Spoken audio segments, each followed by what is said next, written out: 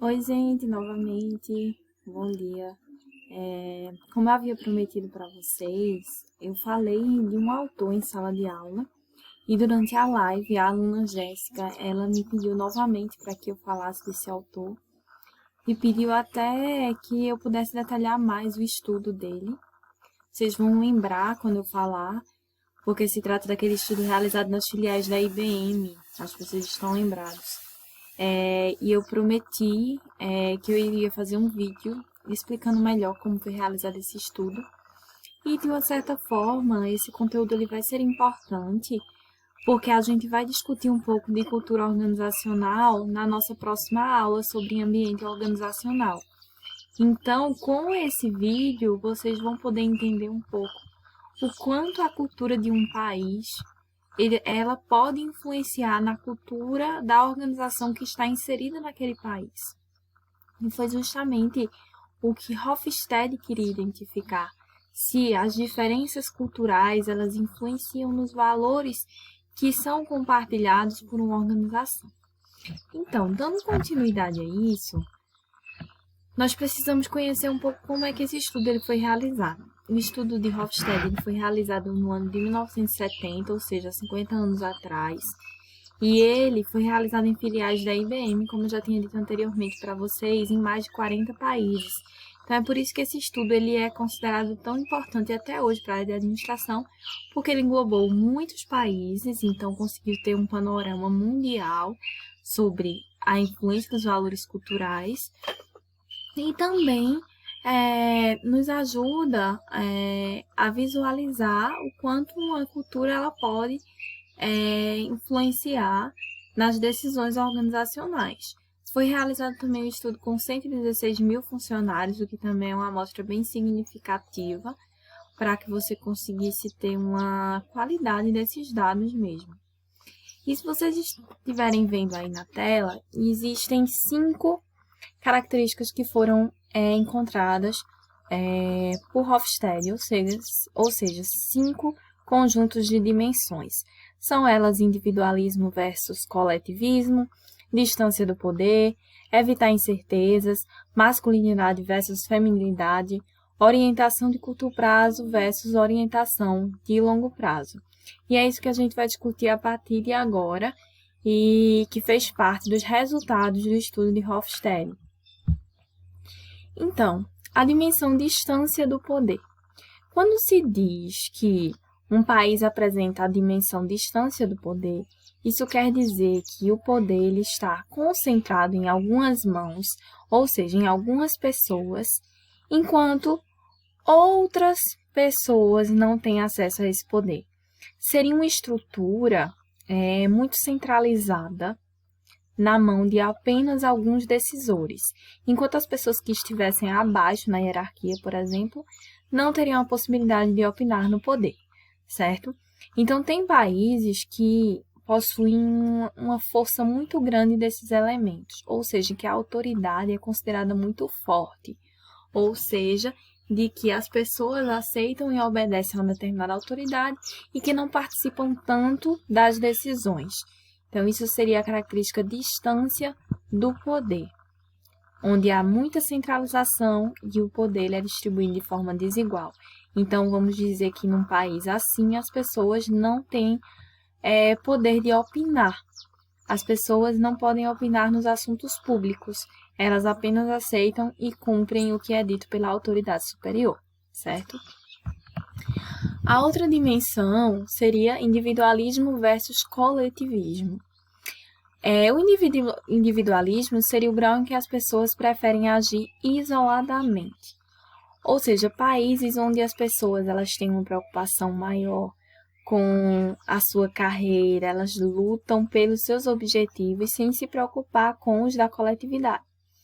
Então, aqui seriam países onde a economia ela fala mais forte do que os interesses das pessoas, enquanto o coletivismo enfatiza uma estrutura social forte, ou seja, é importante que as pessoas trabalhem juntos para que os objetivos sejam alcançados. Então, por exemplo, os países como o Japão, por exemplo, é um país coletivista, onde as organizações elas são formadas por famílias. que as pessoas se sentem parte dessa família, parte da organização, enquanto outros países funcionam de forma mais individualista, como os Estados Unidos, por exemplo. Masculinidade versus feminilidade. O que seria isso? Os países masculinizados, eles estariam bem aliados com aquela história da dimensão de concentração de poder, onde funções masculinas como realização, poder, controle, elas são bem fortes.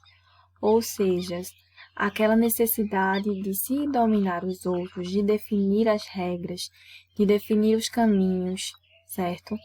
Então, países centralizadores, consequentemente, vão ser países masculinizados, e que a figura do homem é muito forte nos cargos que envolvem poder.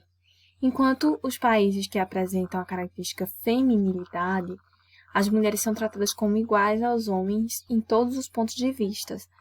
Então, seriam países que se preocupam com essa necessidade de empoderamento feminino, de que as mulheres podem ocupar qualquer cargo.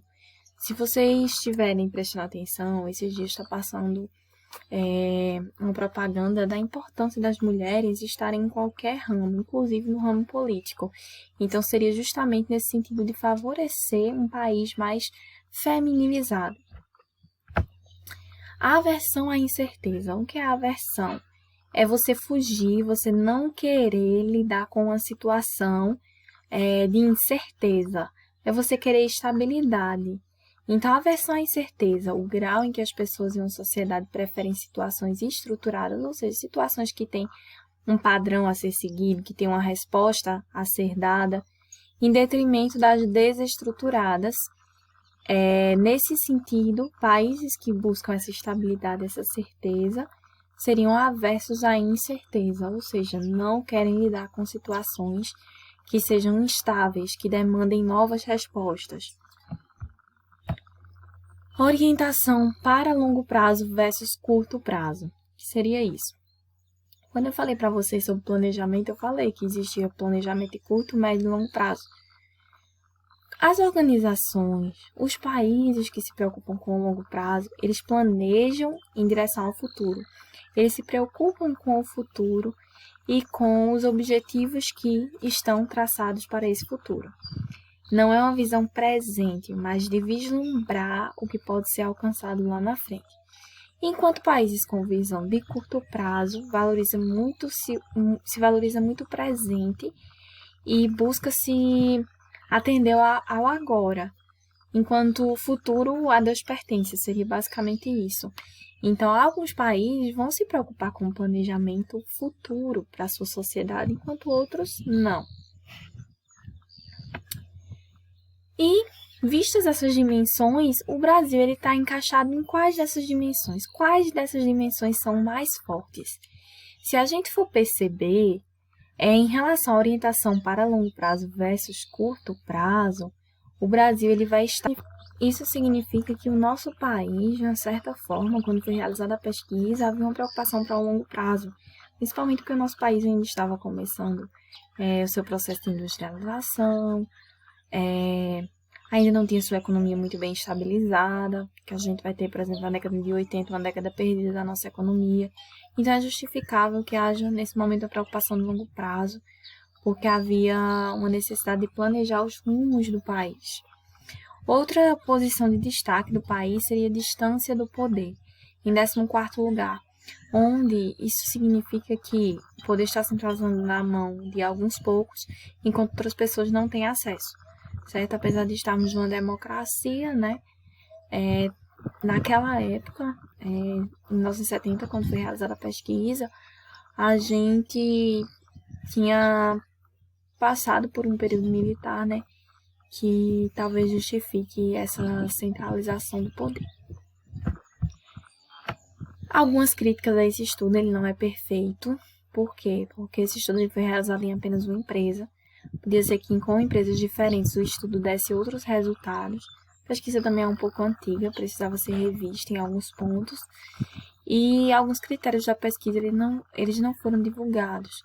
Então, algumas questões de ética precisam ser levadas em consideração, de divulgar melhor para as pessoas como o estudo foi realizado e assim gerar mais confiabilidade, o que não aconteceu. Vocês podem encontrar mais detalhes desse estudo nesse capítulo que eu estou enviando o anexo para vocês, que é do livro de Robbins, Comportamento Organizacional. Espero que tenha ficado claro para vocês essas dimensões da cultura. E eu vou retomar um pouco sobre isso quando a gente for discutir o ambiente organizacional na nossa próxima aula. Um abraço para vocês.